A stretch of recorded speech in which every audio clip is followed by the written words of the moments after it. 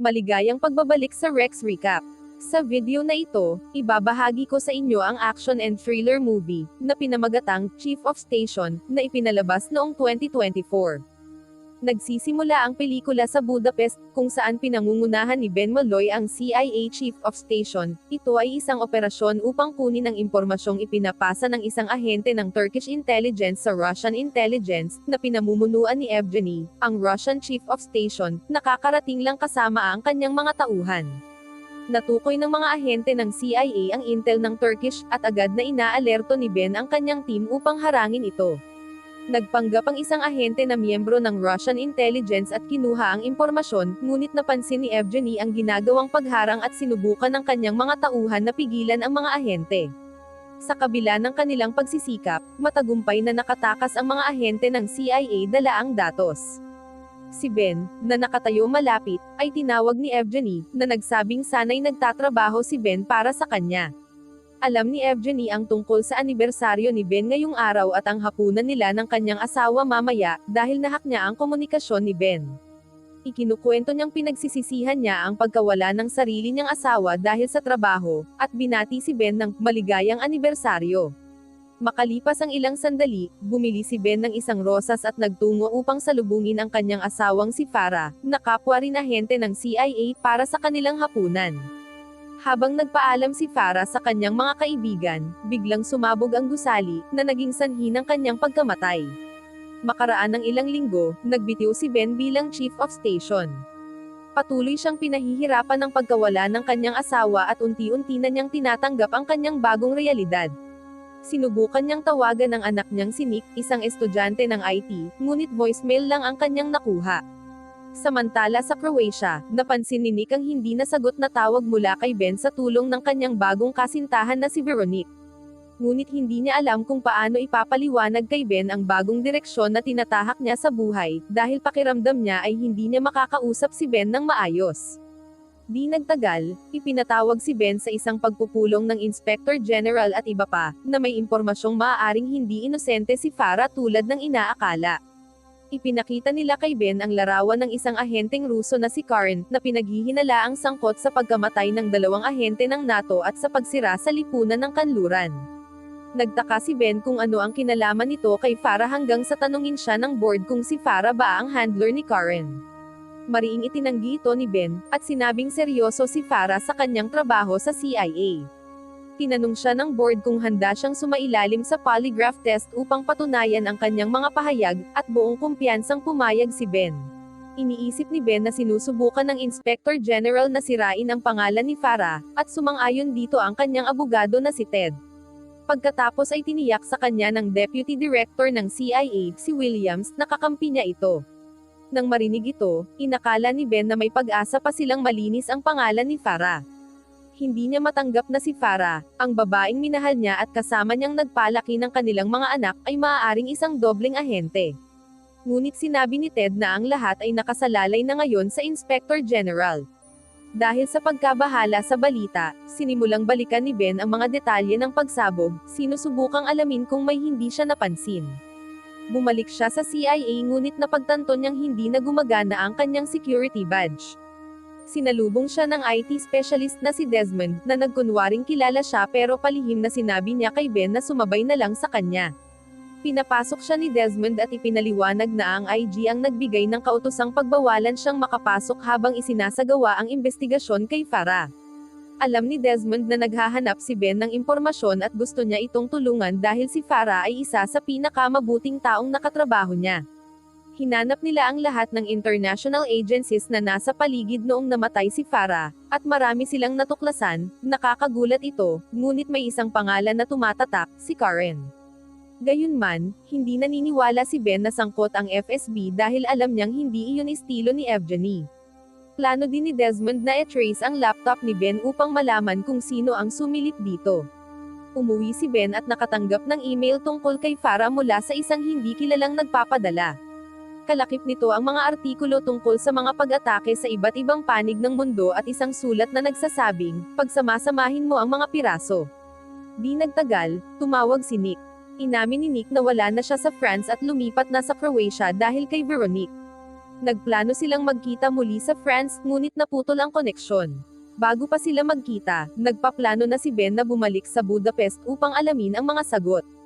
May isang pagbabalik-tanaw kung saan magkasama sina Ben at Farah sa hapunan. Isiniwalat ni Farah ang magandang balita na na-promote siya bilang Chief of Station.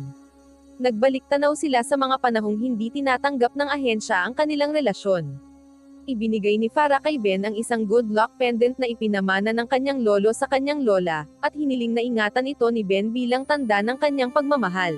Pagdating ni Ben sa Budapest, agad siyang nakipagkita sa dati niyang kasosyo at bagong Chief of Station na si John Branca. Humihingi siya ng tulong kay John para imbestigahan ang pagkamatay ni Farah, dahil may kutob siyang may mali. Walang pakialam si Branca sa mga alalahanin ni Ben. Sinabi niya na wala silang sapat na ebidensya para questionin ang ulat ng Inspector General at iminungkahi niyang maglaan na lang ng oras si Ben kay Nick at siya na ang bahala sa kaso. Napansin ni Ben ang pagbabago ng ugali ni Branca kaya nagpasalamat siya at umalis. Pumunta siya sa restaurant kung saan naganap ang pambobomba. Sarado na ito, at bumalik sa kanyang isipan ang mga alaala ng malagim na pangyayari. Dahil walang tulong mula sa CIA, nakipagkita si Ben kay Hitchens, ang pinuno ng Hungarian intelligence. Ayaw sanang tumulong ni Hitchens dahil delikado ito sa kanyang trabaho, pero ipinakita niya kay Ben ang isang smart ring na suot ni Farah noong siya'y namatay. Naniniwala siyang hinehak ito ng grupo ni Evgeny para malaman ang kilos ni Farah, kaya alam nilang naroon siya sa lugar na iyon. Hindi pa tiyak kung personal na sangkot si Evgeny, ngunit ibinigay ni Hitchens ang kasalukuyang kinaroroonan nito. Ibinigay din ni Hitchens kay Ben ang emergency phone ni Farah at sinabing gamitin niya ito upang matunten si Evgeny. Muling tumawag si Desmond kay Ben tungkol sa laptop. Puno ito ng makabagong spyware at binalaan siya na mag-ingat dahil sinusubaybayan siya. Natunton ni Ben si Evgeny sa isang kasino at sumali siya sa mesa nito para maglaro ng poker. Naglabas si Ben ng malaking halaga ng pera para kunin ang atensyon niya. Nais ni Ben ng impormasyon tungkol kay Farah, at sumagot si Evgeny sa kodigo, sinabing ang mga problema ng Amerika ay makikita sa salamin. Tumanggi pa rin siyang magsalita ng higit pa, at sinabi kay Ben na magkaaway pa rin sila. Dumating ang mga tauhan ni Evgeny para paalisin si Ben, pero lumaban si Ben at binugbog ang bawat isa gamit ang kanyang husay, hanggang sa tutukan siya ng baril at mapilitang sumuko. Napansin ni Evgeny na seryoso si Ben sa paghahanap ng sagot, ngunit sinabi niyang pinapairal ni Ben ang kanyang puso kaysa sa kanyang pag-iisip, bago siya bigla ang sinapak ng isang lalaki at nawalan ng malay. Samantala, nasa bahay sina Nick at Veronique pero agad ding umalis si Veronique para mamili. Habang si Nick ay nagsisimula ng magtrabaho, may mga armadong lalaki na lumitaw sa labas ng kanyang bahay at tinawag siya palabas. Isang lalaki ang nagpakita ng badge at hiniling na sumama siya sa kanila dahil siya raw ay tinutugis ng mga mamamatay tao. Sa takot para sa kanyang buhay, sumunod si Nick sa lalaki. Dinala si Ben sa isang ligtas na lugar. Inakusahan niya si Evgeny na sinira ang kanyang buhay at kinuha si Farah sa kanya. Unti-unting naunawaan ni Evgeny na si Ben ay dumating upang linisin ang pangalan ni Farah sa sarili niyang kagustuhan. Binulungan ni Evgeny ang kanyang tauhan, at inakala ni Ben na siya'y papatayin, pero pinalaya siya sa halip. Akala ni Ben na sangkot si Evgeny sa pagkamatay ni Farah, ngunit ang totoo, mali ang kanyang akala. Ipinakita ni Evgeny kay Ben ang video footage noong gabing naganap ang pambobomba, kung saan nakita ni Ben si Karen na sumusunod sa kanila. Inakala ni Ben na miyembro ng FSB si Evgeny. Bago pa man maipahayag ang tunay na pagkakakilanlan ng bomber, sila ni Evgeny at ang kanyang mga tauhan ay pinagbabaril ng isang hit squad. Halos hindi makaligtas si Ben sa mga lumilipad na bala, ngunit papalapit na ang mga kalaban. Nakapasok siya sa isang van at tumawag kay Branca para humingi ng tulong. Dahil sa pagkataranta, pina-atras niya ang van palabas ng gusali at tumaob ito. Pagkaahon niya, hinabol siya ng mga lalaki, ngunit dumating si Branca at nailigtas siya. Sinabi ni Branca na maswerte si Ben dahil bihira raw pumalpak ang mga miyembro ng FSB. Nagtaka si Ben kung paano siya nakarating agad doon, at nalaman niyang sinusubaybayan ni Branca si Evgeny. Ngayon, sigurado na si Ben na pinatay si Farah at siya ay pinagplanuhan, pero hindi pa rin niya alam kung sino ang may kagagawan. Muling sinabi ni Branca na mas mabuting manatiling magtatago si Ben at balak siyang dalhin sa isang mas ligtas na lugar. Si Nick naman ay bumibiyahe kasama ang mga ahente na nagpaliwanag na isang traidor na FSB agent ang nagtangkang patayin ang kanyang ama, at si Nick ang susunod na target. Nababahala si Nick para kay Veronique ngunit sinigurado ng mga lalaki na siya ay nasa ligtas na lugar. Ibinunyag ni Branca kay Ben na siya ang nagpadala ng team para kunin si Nick at sinusubaybayan niya ang cellphone nito.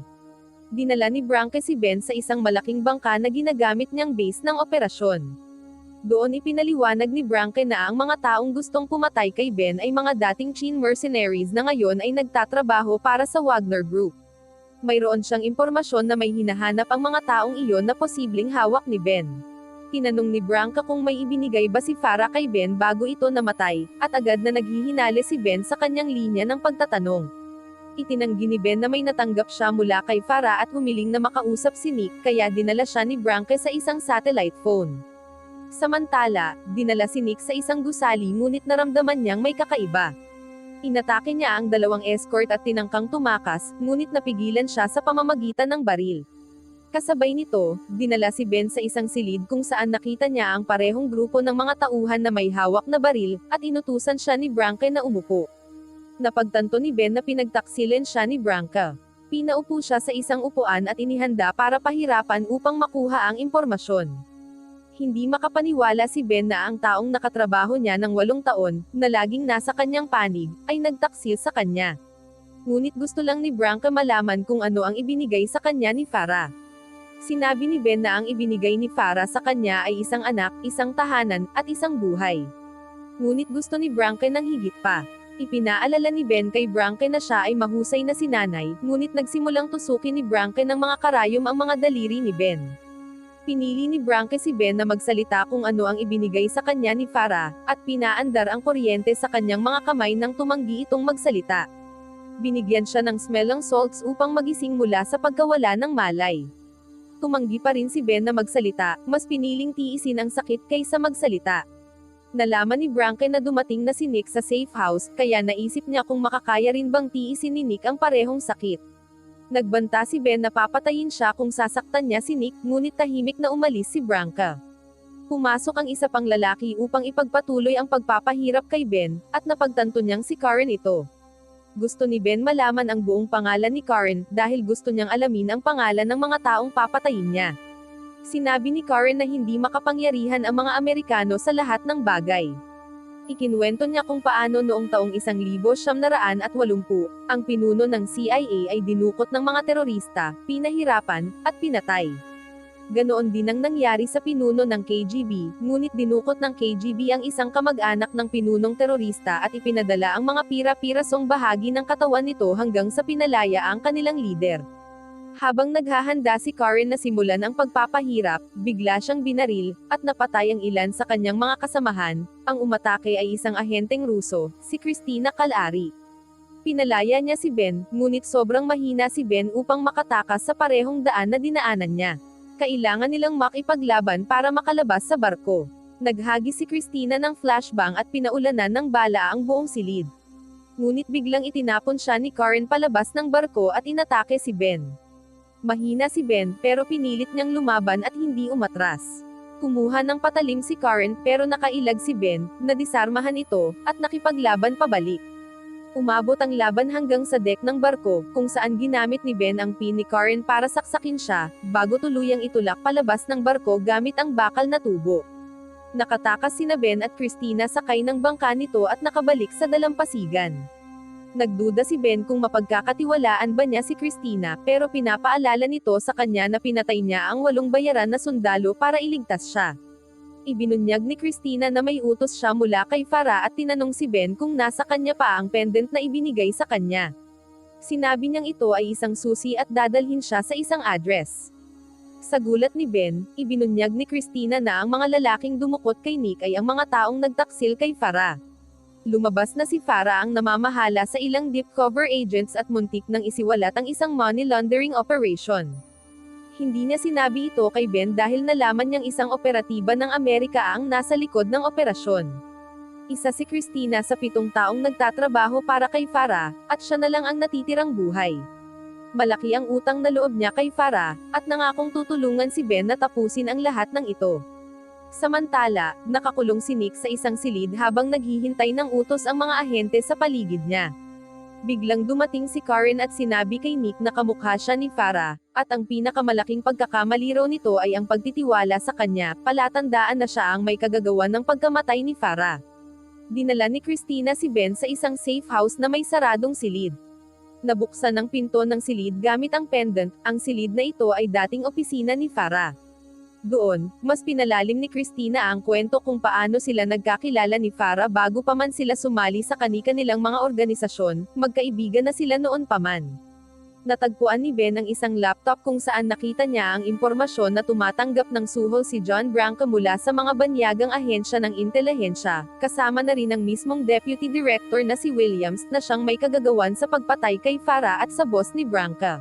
Mayroon ding video na nagpapakitang nakipagkita si Farah kay Evgeny, at iniisip ni Ben na kasabwat siya ng mga ito simula't simula pa. Pero ayaw ni Christina na agad humusga. Tumawag si Ben kay Branca at sinabi niyang hawak na niya ang intel na gusto nito. Kaya nag-alok si Branca ng palitan kapalit si Nick, at nagbigay ng oras at lokasyon. Binalaan siya ni Christina na maaaring patibong ito, pero handa siyang suungin ang panganib para kay Nick. Habang papunta sila, galit pa rin si Ben sa katotohanan na nalaman niya tungkol kay Farah. Sinabi ni Christina na kung ibibigay niya ang intel, mababaliwala ang pagkamatay ni Farah. Pero kailangan niyang mailigtas si Nick. Ipinadala niya ang intel kay Desmond at pinasuri ito. Dumating sila sa lokasyon, kung saan unang bumaba si Christina para mag-set up ng sniper position. Dumiretso si Ben sa mismong lugar kung saan naghihintay si Branca at ang mga tauhan nito, habang umakyat si Christina sa isang bubong kung saan makikita niya ang buong palitan. Lumabas si Ben dala ang bag. Pinalaya ni Branca si Nick, kaya iniabot ni Ben ang bag at nangakong aalis na siya sa lugar na ito. Pero may iba palang plano si Branca. Sumenyas siya sa mga tauhan niya, pero agad nagpaputok si Christina at tinamaan ang mga ito hanggang sa gumanti ng putok si Branca. Pinatumba ni Ben si Branca, kinuha ang bag at baril, at muling sumakay sa van kasama si Nick, habang hinahabol sila nina Branca at Karen sa isa pang sasakyan at nagpapaputok. Iniabot ni Ben ang baril kay Nick at sinabing buuin niya ang loob niya, pumatay o mapatay. Pinilit ni Nick gumanti ng putok habang si Ben ay mabilis na nagmamaneho sa mga kanto. Naubusan ng bala si Nick, at mabilis na lumalapit si Branca. Nang makabuntot si Branca sa kanila, pinabagal ni Ben ang sasakyan at inipit ang kotse nito, kaya tumaob ang sasakyan ni Branca. Nalaglag si Branca mula sa sasakyan habang si Karen ay natusok ng windshield. Ipinagyabang pa nito na kahit papaano ay napatay niya si Farah, kaya pinasabog siya ni Nick. Bumalik sila sa sasakyan at proud si Ben sa kanya. Wala nang bakas ni Branca, at hinala ni Ben na baka nakaligtas ito at balak pa niyang hanapin. Natunto ni Ben si Branca at nagharap sila sa isang matinding labanan. Kampante si Branca habang pinabagsak si Ben, pero nakabawi si Ben at nakabitaw ng malalakas na suntok, hanggang sa mapasok niya si Branca sa headlock at sinakal ito hanggang mawalan ng malay. Maya-maya, isa sa mga tauhan ni Branca ang dumating upang sunduin siya, pero binalaan siya ni Ben na huwag nang makialam at lumayo na lang. Saglit na nakipagkita sa kanila si Christina, at umaasa si Ben na kapag natapos na ang lahat ng ito, maaari silang magtulungan. Sumang-ayon si Christina. Pagkatapos ay isinakay ni Ben si Branca, na nakagapos sa kotse at umalis. Kalaunan, nakipag-ugnayan siya kay Desmond at pinagplanuhan nila kung paano pababagsakin si Williams gamit ang impormasyong hawak nila. Tinawagan din ni Ben si Evgeny, na nakaligtas sa pagsalakay sa kanya. Samantala, nagsasagawa si Williams ng isang pandaigdigang komperensya nang biglang makatanggap ang lahat ng mga kalahok ng impormasyon laban kay Williams sa kanilang mga cellphone, at nahak ang projector. Sa mismong sandaling iyon, pumasok si Evgeny kasama ang kanyang mga tauhan. Sinabi niyang ikinagagalak niyang makita ang mga dating kaaway kung saan wala nang nakagapos sa upuan. Kinumpirma niya na may sala si Williams at iniutos sa kanyang mga tauhan na arestuhin ito. Sa huli, nagkita na rin sina Ben at Veronique, at ibinunyag ni Ben na siya na ngayon ang French Chief of Station. Sa isip ni Nick, tiyak na magiging proud sa kanya si Farah. Wow naman! Doon nagtatapos ang pelikula mga idolo, salamat sa inyong panonood.